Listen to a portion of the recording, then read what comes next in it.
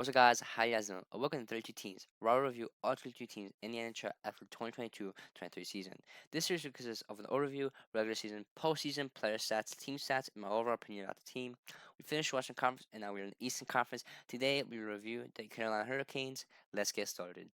The 2022-23 Carolina Hurricanes was the team's 44th overall and 25th since moving from the Hartford Whalers to begin the 1997-98 NHL season. The NHL club was founded in June 1979. On March 23rd, 2023, the Hurricanes earned their playoff spot after the Florida Panthers suffered a defeat to the Toronto Maple Leafs. The Hurricanes won the playoff series against the New York Islanders in 6 games in the first round and then easily defeated New Jersey Devils in 5 games in the second round. The Hurricanes won the Metropolitan Division, but were unable to go past the second round of the Stanley Cup playoffs for the second consecutive year. They acquired Max Pacioretty from the Vegas Golden Knights and defender Brett Burns in a deal with the San Jose Sharks, but they revealed on August 9th that Pacioretty required surgery for a damaged Achilles tendon and wouldn't be available until February. The Hurricanes' 3.38 goals per game average placed them ninth in the NHL and fourth in the Eastern Conference during the 2017-18 campaign. That decreased to 2.64 in the playoffs, where they lost a best-of-7 series against the New York Rangers after blowing a 3-1 lead and scoring 9 goals in the final 5 games. The Hurricanes started the season with a 4-1 win against the Blue Jackets. They continued their winning streak to 2 more games before they lost to the Oilers 6-4. Their first month of October was pretty good, as they won 6-2-1. It was a good starting month. In November, it was a little bit worse, but it wasn't too bad. They had a 5 game losing streak where they were able to come back from these losses. December was by far their best month of the year and season, and is one of the best NHL months of all NHL seasons. The Hurricanes go 12-0-1 in the month of December, not losing a single game in regulation. They started with a 2 game winning streak, then lose 1 game, and then win 10 games in a row. Because they won the first game of January, they broke their longest winning streak in the Carolina franchise. This is an extraordinary month of Carolina that should be remembered. In the 2022 year, they went 24-6-6, one of the best records in the league. They were clearly capable of making playoffs. This was a slight change from last year as they didn't have that high of a record halfway throughout the season. January starts and they are still doing good. They didn't start too well as they had a 4 game losing streak, but they were able to quickly recover after and win 8 games in a row. Continuing to February was nearly as great as they went 6-2-0. By this point, it was almost certain that they were going to make the playoffs. We just didn't know if they would finish first or second in Metro Division. In March, they had a tough month, but it didn't matter because on March 23rd, 2023, the Florida Panthers lose to the Toronto Maple Leafs, which clinched Carolina to the playoffs. April didn't really matter since they made the playoffs already, but they still did decent. They played their last game of the season against the Florida Panthers and won 6-4. Their overall season record was 52-21-9, or 113 points, which made them champions of the Metropolitan Division. They're only 1 point above the Dallas Division. This is one of their second best season record of the franchise. The Hurricanes are to play against the first place team in the wild card, which are the New York Islanders. Islanders had a pretty decent season and landed them in the wild card. The Hurricanes are the favorite to win the series. Let's see if they will win. In game one, it is a tight game, but Carolina are able to win it 2-1. In game two, it is another close game. It goes overtime, and the Hurricanes score, giving them the 2-0 lead.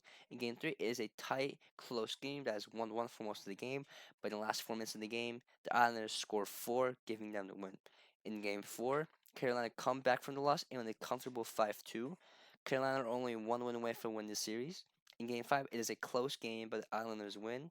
Carolina are still in an okay spot, but a loss gives them the win or go home situation. In Game 6, it's very tight, probably the tightest game of the series. It goes to overtime as the score is 1-1. 6 minutes into overtime, Paul Stastny approached the goal line in the corner, flung it toward the net, and went in. The game was over, and the Hurricanes won, advancing them to the second round. In the second round, they are faced with the New Jersey Devils. They just beat the New York Rangers in a 7 game series, so the Devils are exhausted. The Devils are a pretty unexperienced team that haven't made the playoffs since the 2017-18 season, and they lost against Tampa in the 4-1 series. So it's very different from them. The Hurricanes are also the favorites to win this series.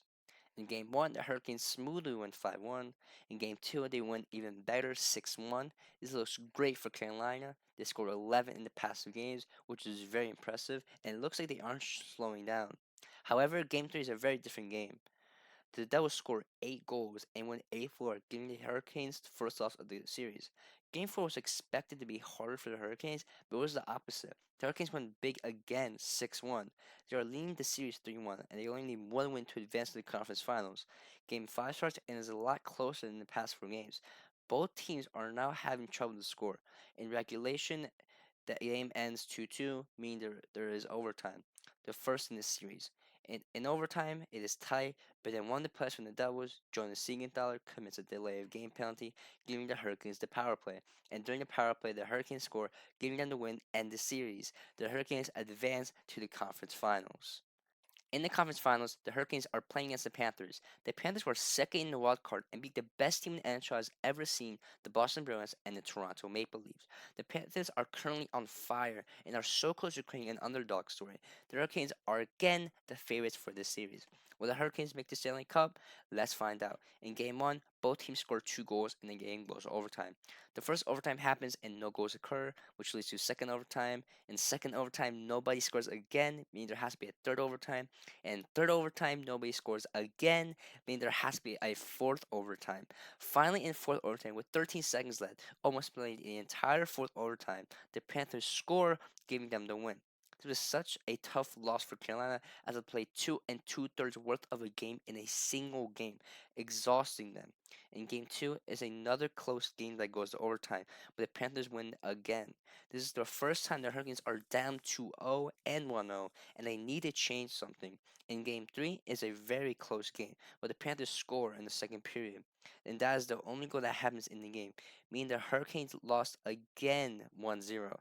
Another tough loss that is a one-goal game. The Hurricanes are now down 3-0 and need to win 4 games in a row in order to go to the Stanley Cup final. They are in a terrible spot and need to win, and they are on the verge of getting swept. In game 4, the Panthers are up 2-0, but the Canes come back tying it 2-2. Then in the second period, the Panthers score again, making it 3-2. The third period starts, and nobody scores to the last 4 minutes, where Jesper Fast scores for the Canes, making it 3-3. It looks like it'll go to overtime until Stahl for the Canes commits a penalty, giving the Panthers a power play for 57 seconds. Although the time is minimal, this is not good for the Canes. In the power play, the Panthers shoot many times, but in the last 5 seconds in the game, Matthew Tkachuk for the Panthers score, giving the Panthers the win and the series. The Carolina Hurricanes season has come to an end, just a series shy of the Stanley Cup final. The point leader of the Canes is Martin Necas with surprisingly only 71 points in 82 games. This was his career high in goals, assists, and points. He had what was by far his best season with the Canes and has really impacted his team as a whole. Sebastian Aho is next with 67 points in 75 games. He had a pretty decent season and his faceoff win percentage was pretty good. He did quite well in the playoffs where he had 12 points. Next is Brent Burns with 61 points in 82 games. He's a great offensive defenseman and he is also tied with the most assists in Carolina, tied with Martin Necas. Burns is a big guy that can block any shot from anywhere. Now having the point lead with only 71 points for such a great team like the Hurricanes is very unusual. But by looking at the player stats, it makes sense. The Hurricanes are a very diverse team. 12 players have over 30 points, which is all these players right here. I can't name them all those players, meaning they score a lot and that many of the players are developed and are good. Their offense was pretty good, which makes sense on why so many players had over 30 points. Now let's go down to the goalies. We have Antti Raanta, Pyotr Kochenkov, and Frederick Anderson. I'm sorry if I said those names wrong. So the goalie that played the least amount of games is Pyotr Kochenkov, who played 24 games, had a 12.75 record, had 2.44 goals allowed average, and a .909 save percentage. Really good stats. I believe he's a third string goalie, or maybe not third string. I don't know how to say it. Third back as a backup goalie. Honestly, really good. All these goalies really played as a third. They played third of the games each, was pretty surprising. That doesn't really happen, but it looks pretty good. Next is Antti Raanta, who played 27 games. They was 19-3-3, a very good record. It was 2.23 goals allowed average and a .910 save percentage. I believe he also played in the playoffs. He was very good for Carolina. Personally, I think he is the best goalie for Carolina. very diverse, but I really do think Ratna is the better goalie. Next, we have Frederick Anderson, finally, with 21, 11, and 1 record at 2.48 goals allowed average and a .903 save percentage. Even though he's last in this spot, it's still really good stats. His record is good, his goals allowed average is really good, and his save percentage is pretty decent. All these goalies are really good, and I think Carolina is currently in a very good goalie situation, and they have nothing to worry about. Rana, especially, 2.23 goals average, very low. And 19 3-3 record is very impressive. That doesn't really happen a lot unless you're the Boston Bruins. That is a really good record. Now let's move on to the team stats. The face-off win percentage for the Carolina Hurricanes they are fifth with a 52.9 face-off win percentage. That's pretty good. Shots against, let's see that. Shots against. You want to be on the low end to these stats. They are last, which is good. They have the least amount of shots against with 26 shots. Very low. And that's really good. I mean, defense is well on blocking the shots and playing defense. They are great.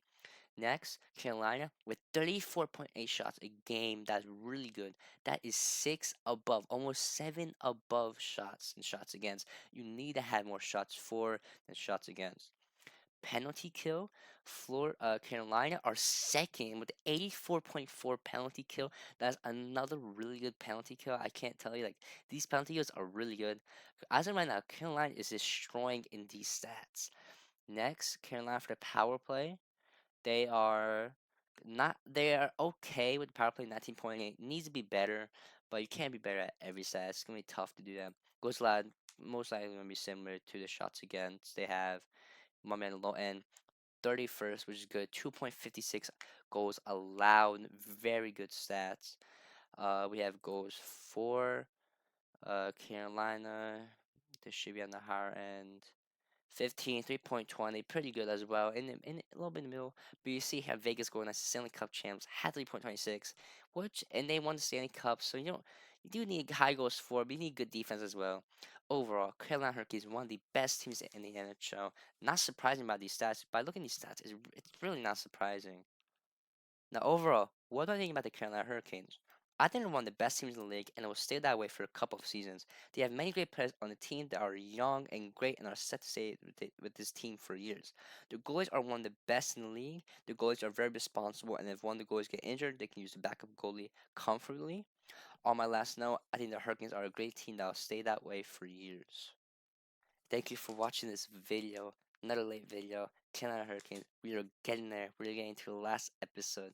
We have one more episode before we get to the Stanley Cup finalists, which are the Florida Panthers and the Vegas Golden Knights. We have one more, and that is the Boston Bruins.